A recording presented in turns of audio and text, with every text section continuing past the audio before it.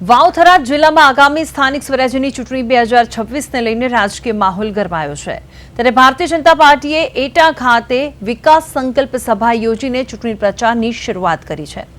આ સભામાં પ્રદેશ મહામંત્રી અજયભાઈ બ્રહ્મભટ્ટની અધ્યક્ષતામાં શક્તિ પ્રદર્શન કરવામાં આવ્યું, જેમાં દેથડી જિલ્લા પંચાયત બેઠકના ભાજપના ઉમેદવાર ગોમતીબેન ચૌધરી સહિત તમામ ઉમેદવારો હાજર રહ્યા।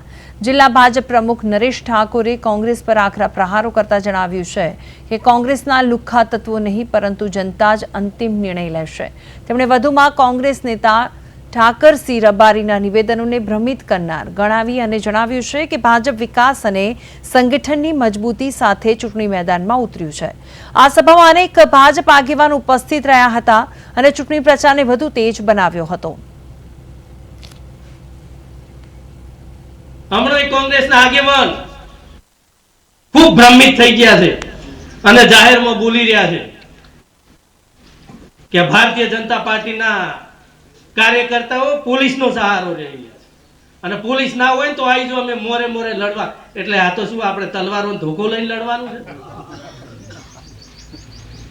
આ કોંગ્રેસના લોકોએ આ વર્ષો સુધી ધાક ધમકી ગુંડાગર્દી કરીને અત્યાર સુધી શાસન કર્યું હતું અહીંયા, પણ અત્યારે અમારા દેશના નાગરિકો, અમારા જિલ્લાના નાગરિકો જાગી ગયા છે।